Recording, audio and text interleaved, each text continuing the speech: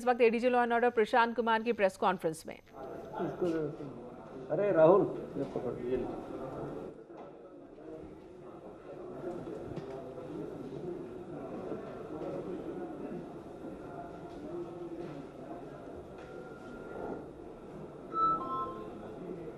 तो press note पहले बढ़ जाए फिर शुरू करें।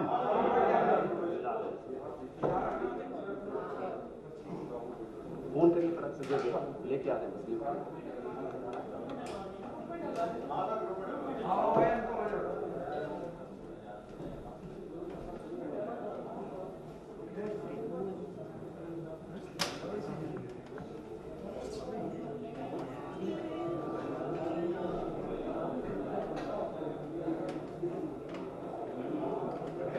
संडे के दिन आप लोगों को परेशान किया गया।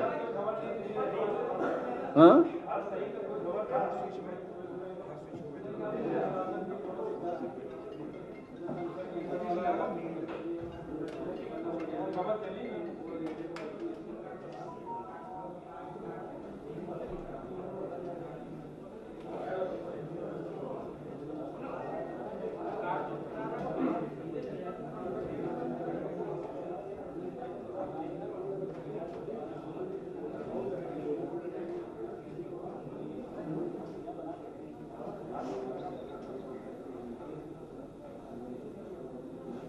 देखो भाई कितना टाइम लगेगा। प्रेस कॉन्फ्रेंस की शुरुआत हो रही है। लखनऊ में ADG law and order Prashant Kumar आपको नजर आ रहे हैं। आज यूपी एटीएस ने जिस तरीके से गिरफ्तारी की 2 आतंकियों की, इसी मसले को लेकर ये प्रेस कॉन्फ्रेंस है जिसका इंतजार चल रहा था।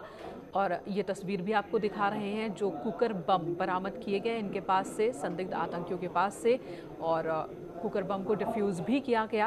अभी तक की जानकारी के मुताबिक यही बताया जा रहा है कि एक बड़ी आतंकी वारदात को अंजाम देने की फिराक में ये थे, प्लानिंग चल रही थी और कई नेता इनके निशाने पर थे। किस तरह का इनका नेटवर्क है और क्या जानकारी अभी तक हासिल हो सकी है, इनपुट कहां से मिला था इन्हें लेकर, शायद इन सभी सवालों का जवाब इस प्रेस कॉन्फ्रेंस से हमें मिल जाए। प्रेस कॉन्फ्रेंस की शुरुआत हो रही है लखनऊ में और कई ऐसे सवाल हैं कि आखिर ये दोनों कौन हैं, किस किस से इनका संबंध, किस तरीके से ये काम करते थे आतंकी नेटवर्क के लिए, अभी इनकी भूमिका क्या और कितने लोगों के ये कांटेक्ट में यूपी में हैं और क्या दूसरे राज्यों से। एटीएस उत्तर प्रदेश ने एक बहुत ही बड़े मॉड्यूल का पर्दाफाश किया। एटीएस के पूरी टीम को, जिसका नेतृत्व आईजी एटीएस कर रहे हैं, वो बधाई के पात्र हैं। और एटीएस की हमारी टीम ने अल-कायदा समर्थित अंसार गजवातुल हिंद से जुड़े 2 आतंकियों को गिरफ्तार किया है। उनके पास से असलहे तथा विस्फोटक सामग्री बरामद हुई है। ये यहाँ इसका बैकग्राउंड थोड़ा मैं बता दूं कि अल-कायदा एक militant Sunni Islamic multinational terrorist organisation है, जिसका गठन 1988 में सोवियत अफगान वार के समय ओसामा बिन लादेन, अब्दुल्ला अजीज़ तथा कुछ अन्य अरब वॉलंटियर्स ने किया था तथा इसका इंडियन सबकॉन्टिनेंट मॉड्यूल वर्ष 2014 में 3 सितंबर को तत्कालीन अल-कायदा चीफ अल-जवाहिरी के द्वारा अनाउंस किया गया था। उस समय इसका चीफ मौलाना असीम उमर थे और ये व्यक्ति संभल उत्तर प्रदेश से जुड़ा हुआ था। यूएस अफगान ऑपरेशन में 23 सितंबर 2019 को ये मारा गया था। उसके बाद से इस अलकायदा का उत्तर प्रदेश मॉड्यूल उमर हलमंडी नाम के व्यक्ति द्वारा चलाया जा रहा था। अभी आपको प्रेस रिलीज देंगे। उमर हलमंडी, और ये गतिविधियां पाकिस्तान अफगानिस्तान बॉर्डर क्षेत्र में पेशावर क्वेटा एरिया जो पाकिस्तान का है, वहाँ से आतंकवादी गतिविधि संचालित की जा रही है। उक्त कार्य के लिए उमर हलमंडी द्वारा भारत में अल कायदा इंडियन सबकॉन्टिनेंट मॉड्यूल के संगठन में सदस्यों की भर्ती तथा उन्हें रेडिकलाइज करने का कार्य किया जा रहा है। इसी के अंतर्गत उमर हलमंडी ने कुछ जिहादी प्रवृत्ति के व्यक्तियों को लखनऊ में चिन्हित कर एवं उन्हें नियुक्त कर अल कायदा का मॉड्यूल को खड़ा किया गया है। यह मॉड्यूल अंसार गजवातुल हिंद, जो कि अल कायदा का ही एक अंग है, के अंतर्गत आतंकी घटनाओं को अंजाम देने के लिए तैयार किया गया है। इस मॉड्यूल के जो प्रमुख सदस्य हैं उनका नाम है मिन्हाज, मसीरुद्दीन व शकील। इनके नाम प्रकाश में आए हैं।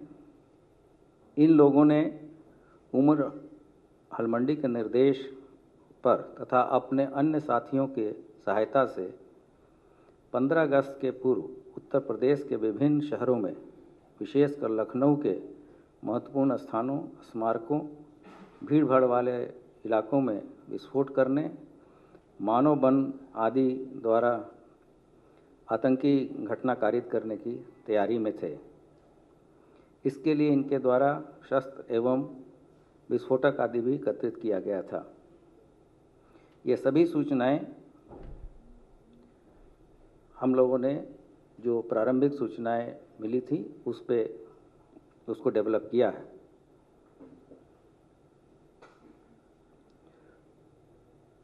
फिर उपरोक्त घटना को अंजाम देने के लिए तथा योजना बनाने में मिन्हाज अहमद पुत्र सिराज अहमद, निवासी रिंग रोड, बगारिया, जेहटा बरावन कला, दुबग्गा, थाना काकोरी, तथा मसीरुद्दीन पुत्र अमीनुद्दीन, निवासी सीतापुर रोड, मोहिबुल्लापुर, लखनऊ, थाना मड़ियाहूँ, मुख्य भूमिका निभा रहे थे। इस गिरोह में लखनऊ तथा कानपुर के इनके अन्य साथी भी शामिल हैं। इनके द्वारा उत्तर प्रदेश के तथा मुख्यतः लखनऊ में कभी भी आतंकवादी घटनाएं की जा सकती हैं, इसकी सूचना थी। इस सूचना पे जो हमारी एटीएस की टीम को लगाया गया था, और उन्हीं में से एक टीम ने आज आतंकी अभियुक्त मिन्हाज अहमद, जिसकी उम्र लगभग 30-32 वर्ष है, के दुबग्गा थाना काकोरी अंतर्गत जो निवास है वहाँ पर दबिश दी गई तथा अभियुक्त मिन्हाज घर पे मिला और उसके घर से भारी मात्रा में विस्फोटक पदार्थ तथा जमा तलाशी में एक अदद पिस्टल बरामद हुई है, जिसका विस्तृत फर्द या विवरण, फर्द पुलिस के लैंग्वेज में है, उसकी विवरण तैयार किया जा रहा है। घर से बरामद आईडी को बीडीडीएस टीम के द्वारा निष्क्रिय कराया जा रहा है। दूसरी टीम के द्वारा अभियुक्त मसीरुद्दीन, उम्र लगभग 50 साल, मसीरुद्दीन, उम्र लगभग 50 साल को उसके सीतापुर रोड निवास मड़ियाहू थाने से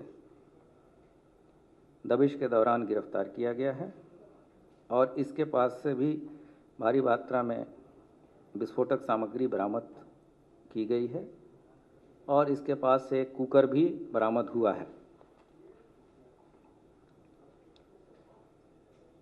अन्य टीमों के द्वारा इन आतंकवादियों के अन्य सहयोगियों के तलाश के लिए विभिन्न स्थानों पर दबिश दी जा रही है। पूछताछ के दौरान हिरासत में लिए गए अभियुक्तों द्वारा अपने सहयोगियों के घर से भाग जाने की बात बताई गई है, जिसके क्रम में एटीएस की टीम द्वारा स्थानीय पुलिस से सहयोग लेकर सघन चेकिंग कराई जा रही है। इस प्रकरण में एटीएस थाने पे अभियोग पंजीकृत कराया जा रहा है तथा इन दोनों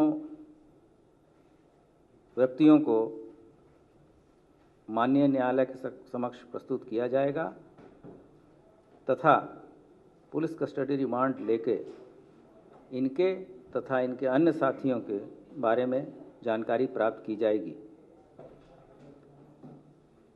प्रेशर कुकर, आईडी एवं अवैध असलाहों को उपलब्ध कराने वाले अन्य व्यक्तियों के बारे में भी पूछताछ कर फिर आगे की अग्रिम कार्रवाई की जाएगी।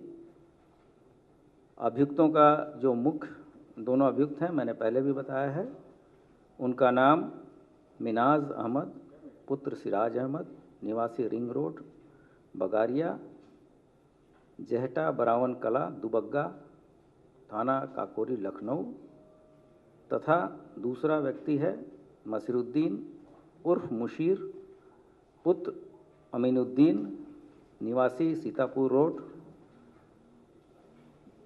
मोहिबुल्लापुर लखनऊ, थाना मड़ियाहू। ये प्रेस नोट आपको दे दिया गया है और इसके फोटोग्राफ भी मैं अभी ग्रुप में तत्काल इसके बाद से डाल दूंगा। और कितने लोग हैं इसमें? इसके बारे में तो मैंने उसमें लिखा है कि इसके अन्य साथी भी हैं और पूछताछ चल रही है।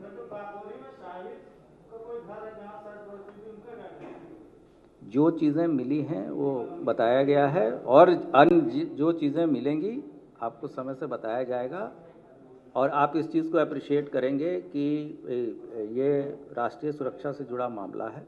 इस संबंध में किसी भी व्यक्ति को गाइडलाइन भी है कि वहाँ लाइव टेलीकास्ट नहीं करना है जहाँ ऑपरेशन चल रहा है। और जैसे ही जो सूचना हमारे पास अभी तक की मिली है, हमने उसी समय बताया था कि 5 बजे हम ब्रीफिंग करेंगे। इसके बाद का जो भी डेवलपमेंट होगा, हम अगर आवश्यक होगा तो फिर से प्रेस कॉन्फ्रेंस बुला के आप सभी को अवगत कराएंगे और विवेचना की महत्ता को देखते हुए और नेशनल सिक्योरिटी को ध्यान में रखते हुए आप सबसे भी उम्मीद है कि आप इस पे कोई कंजेक्चरल चीज़ें ना करें। जो फैक्चुअल चीज़ें हैं हम सब आपसे के साथ शेयर करेंगे।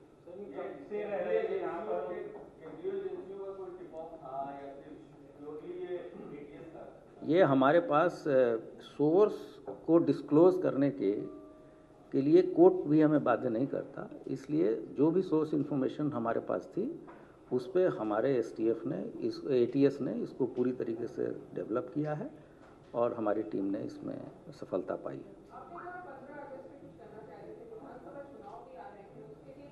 अभी तो 15 अगस्त जो चीज़ें इतनी जल्दी पूछताछ पे आई हैं, हो सकता है कि उसके पहले भी कोई घटना हो जाती। ऐसा जो आतंकवादी लोग रहते हैं वो मौके की तलाश में रहते हैं और जैसे ही जितनी हो सकता था कि 2-4 दिन में भी करते, 15 अगस्त तक भी कर सकते थे। इससे पहले जो आतंकी घटना हुई थी जिसमें आरोपी पकड़े गए थे कई साल पहले, वो भी उसी बेल्ट में था, तो क्या वो इलाका भी सॉफ्ट टारगेट है? कशीपुर दुबग्गा?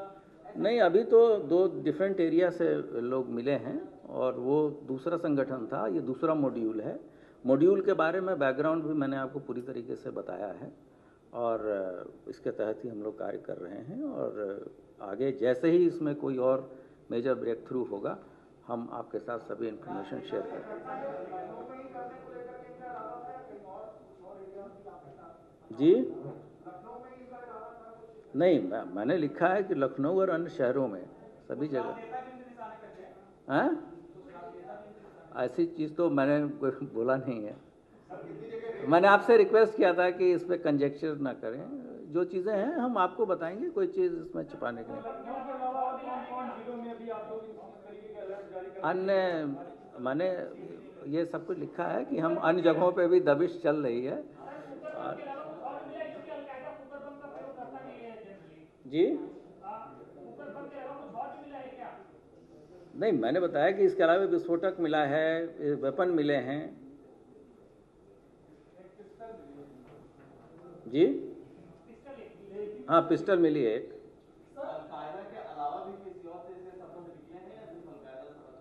अभी जितनी जल्दी और जितनी तेज़ी से, ऑपरेशन से ज़्यादा तेज़ी से हम आपके सामने चीज़ें बता रहे हैं, क्योंकि बहुत सारी चीज़ें प्रेस में अचानक चलने लगी और हम लोगों को भी कुछ चीज़ें संकलित करने के बाद से ही बताना था। तो जितनी सूचनाएं एकत्रित हो सकी हैं हम बता रहे हैं, और इसके बाद से अगर कोई ऐसी बात होगी तो हम आपको ज़रूर अवगत कराएंगे।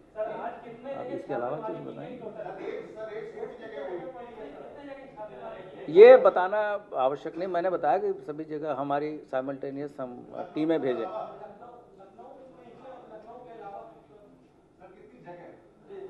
आप जो प्रेस विज्ञप्ति दी गई इसको पढ़ें, इसमें सब कुछ लिखा है। क्या? अभी मैंने बताया कि टीम जैसे आई है, अभी फर्द बनी नहीं है, फर्द बन रही है। फिर भी चूँकि आप लोगों के लिए देरी हो रही थी, आपको प्रिंट मीडिया में भी हैं और आपके जो इलेक्ट्रॉनिक मीडिया में सभी लोग पूछ रहे थे लगातार, और बहुत बार हम लोग फ़ोन उठा भी नहीं रहे थे कि किसको कहें, किसको मना करें, क्या बताएं। और जब कोई ऑपरेशन चलता है तो ऑपरेशनल कमांडर से आप मिनट मिनट पे डेवलपमेंट नहीं पूछ सकते। एनआईए वगैरह को भी अब लूप में आप ले रहे हैं इस पूरे मामले में? किसको? एनआईए जैसे अभी एफआईआर दर्ज होगी, उसके बाद से आगे की कार्रवाई होगी। एफआईआर तो भी अभी उसकी प्रक्रिया चल रही है।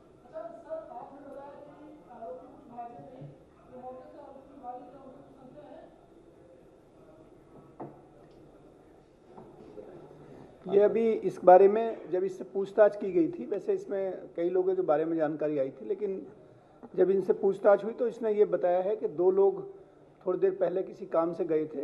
हालांकि अभी ये कितना सही वो बोल रहा है, अभी और उससे पूछताछ की जाएगी। तो उसी के संदर्भ में फिर कॉर्डन करके और पुलिस, लोकल पुलिस को लिया गया और एटीएस और कमांडो की टीम ने वहाँ सर्च की। सर, वहाँ लोकल जो लोग हैं वो बता रहे हैं कि ये लोग 10 साल से यहाँ पे रह रहे हैं और इस तरह की कोई। देखिए, वो लोकल लोग जो भी बता रहे हैं वो आपसे बता रहे होंगे। जो विवेचना से संबंधित और ऑपरेशन से संबंधित चीज़ें हैं वो हम लोग आपसे शेयर कर रहे हैं, और उस संबंध में लोग क्या कह रहे हैं, नहीं कह रहे हैं, इसके बारे में हम लोगों का कुछ भी बताना उचित नहीं है। हाँ? अभी तक तो कुछ नहीं है। 4-5 घंटे 6 घंटे में तो कुछ इतना पता नहीं चलता। Thank you. चलिए, धन्यवाद।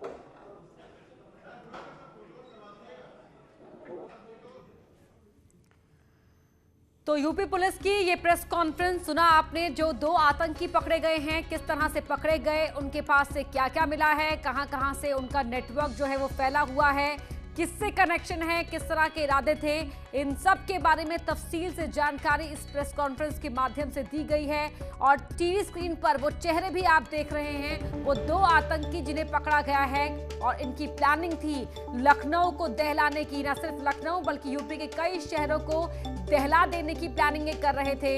एटीएस ने काकौरी से पकड़ा है आतंकी मिन्हास को। मिन्हास के घर से विस्फोट भी मिला है, और मसीरुद्दीन नाम के जो दूसरे आतंकी को पकड़ा गया है उसे मड़ियाव से पकड़ा गया है। तो उत्तर प्रदेश के कई शहरों को दहला देने की साजिश में थे ये। चुनाव करीब है, ऐसे में इन्हें लगातार अपने पाकिस्तान में स्थित अपने हेडक्वार्टर से इन्हें मैसेज मिल रहा था साजिश को अंजाम देने के, नापाक मंसूबों को अंजाम देने के लिए, और इन पे जो लीड मिली उसको फॉलो करते हुए इन तक शिकंजा कसा गया और आज इन्हें पकड़ लिया गया है। तो मिन्हाज और मसीरुद्दीन नाम के ये दो आतंकी जो अलकायदा के ये आतंकी हैं बताए जा रहे हैं, यूपी पुलिस एटीएस की ओर से उन्हें पकड़ा गया है, उन्हें गिरफ्तार किया गया है।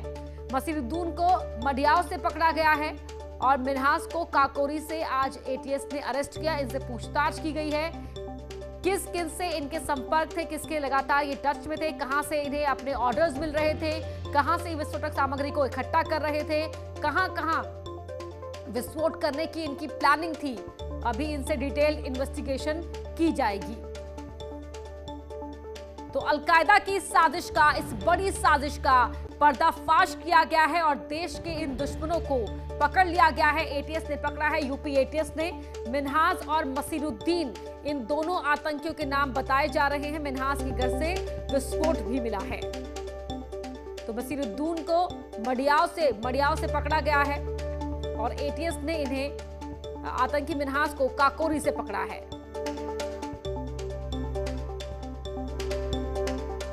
अलकायदा की इस साजिश का सफाया किया गया और देश के दुश्मनों को यहां उनके नापाक मंसूबों का पर्दाफाश हुआ है। दो आतंकी पकड़े गए हैं जिनकी प्लानिंग थी उत्तर प्रदेश के कई इलाकों में बॉम्ब विस्फोट करने की, और इसकी पूरी साजिश को अंजाम देने के लिए ये रूपरेखा बनाने में जुटे हुए थे।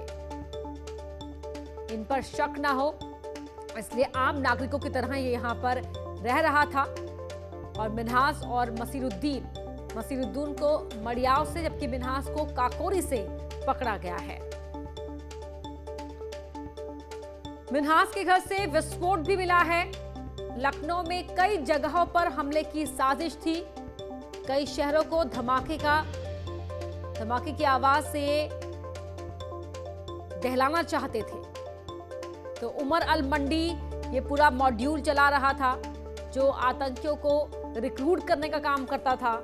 बहुत बड़े मॉड्यूल का पर्दाफाश हुआ है, ये कहना है यूपी एटीएस का, क्योंकि ये लोगों को रिक्रूट करता था, आतंकियों को उसके बाद ट्रेनिंग मिलती थी, ब्रेन वॉश कर इन्हें रिक्रूट किया जाता और उसके बाद इनकी ट्रेनिंग की जाती थी। मोहम्मद शबाब हमारे सहयोगी लाइव जुड़ रहे हैं। मोहम्मद शबाब, एक बड़ी साजिश का पर्दाफाश हुआ है, यूपी एटीएस के अधिकारी बताते हुए किस तरीके से लीड को फॉलो किया गया और कैसे ये गिरफ्तारी हुई?